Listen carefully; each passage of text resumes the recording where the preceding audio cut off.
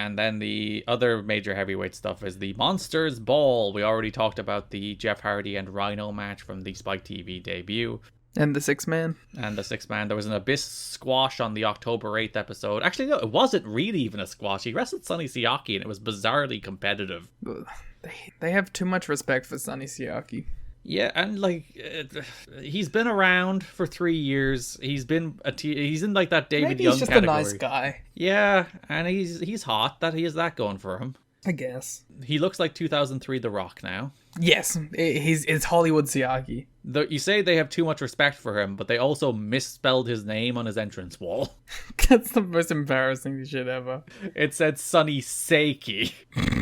Which is maybe his NXT name when he jumps in like 2 months. Or FCW. Crowd were firmly whoa abyssing. Siaki ran wild, hit a Rana, but Mitchell distracted him. Like, it required a distraction finish to beat Sonny Siaki. Heading into Monsters Ball. Yeah, I don't get it. That's a weird one. Just like beat him. And Abyss has squashed Siaki before. He's beaten him in a minute on Impact before. Just squash him again. Doing weird shit. Yeah, like Siaki's been there from the start, and he's been around. But he's only been around. There's a reason he hasn't done anything meaningful since, like, Sex. God, people who don't know are going to be so confused. You better listen to all of the old episodes so we can say things like Siaki hasn't done anything meaningful since Sex, and you will understand what we're talking about. This is the cum episode. Great.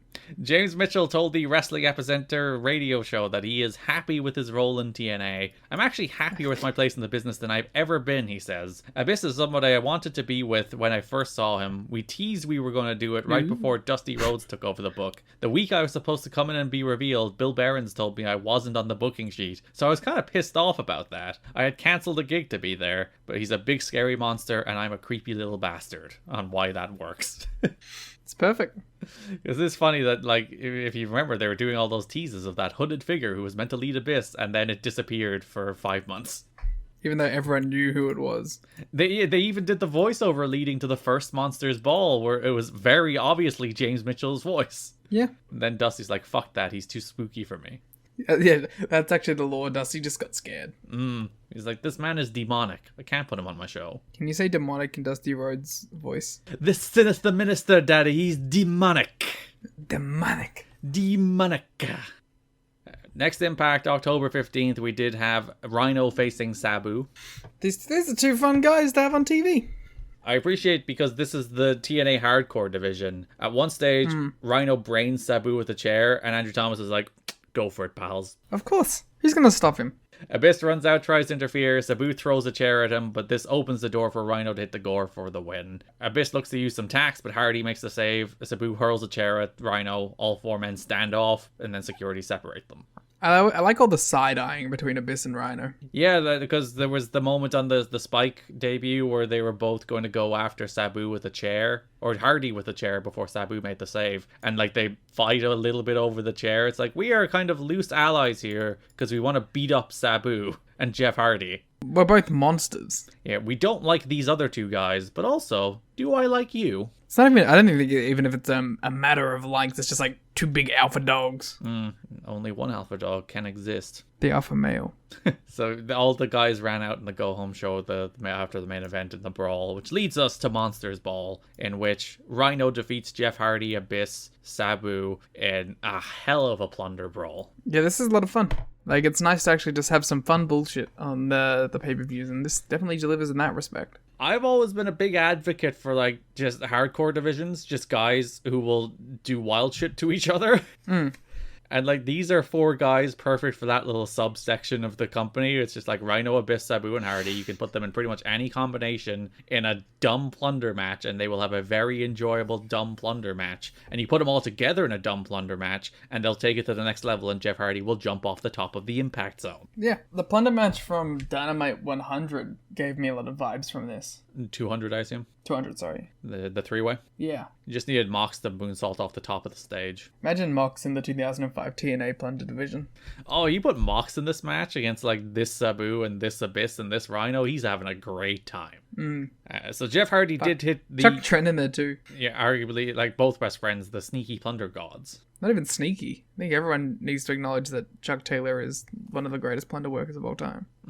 So Jeff Hardy hits I think the biggest Swanton Bomb of his career in this match. Well, definitely the most dangerous, I think. It is absolutely positively the most dangerous Swanton he's ever done. Because like all the WWE ones he's done have been like, you know, it's really high, but he's landing on a very, very obvious crash mat. And it's like there's actually like a surprisingly large margin for error in a lot of those Jeff Hardy WWE Swantons. Because even like the ones where he's just doing it through a table, it's just like, it's pretty straightforward. It's just straight down. Just flip over. Yeah. I say as if I could do it. I know, it's like, it's perfectly normal to do a swanton off a 15-foot ladder through 2 tables. But that's fine. That's regular business for this man. Yeah. But this one is so insane. So yeah, Abyss is on 2 tables on the floor next to the ramp. So Jeff Hardy goes up the ramp, climbs up the stage, and he has to clear like a good like 5 to 7 feet probably. That's how far he has to jump out to do this swanton, and also clear the stage, not hit his head off the stage. Which is the craziest bit to me, is like avoiding that, like his head hitting it and still getting like his back on Abyss enough to break the table. And like there's not much break in his fall there from the height that he's falling from, because he's a good like 20-25 feet in the air probably, and he is falling through Abyss and 2 tables, and this is a large man, but not a comfortable landing pad. Yeah. If you've never seen it, it is legitimately like the wildest swanton he's ever done. It is from insanely high in the air, from a large distance. James Mitchell the entire time, by the way, selling it tremendously. He's like, no, don't do it. What the hell? What the hell are you doing? He should have interfered. He's making many shocked faces as Jeff hits the swanton over the stage, through Abyss, through 2 tables, as Rhino and Sabu are just doing stuff. Perfect.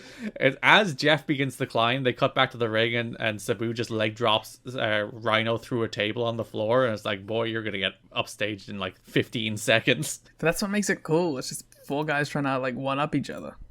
So we get back to the ring. Abyss press slams Sabu chest first through a table, and it just makes a thud that seems desperately uncomfortable.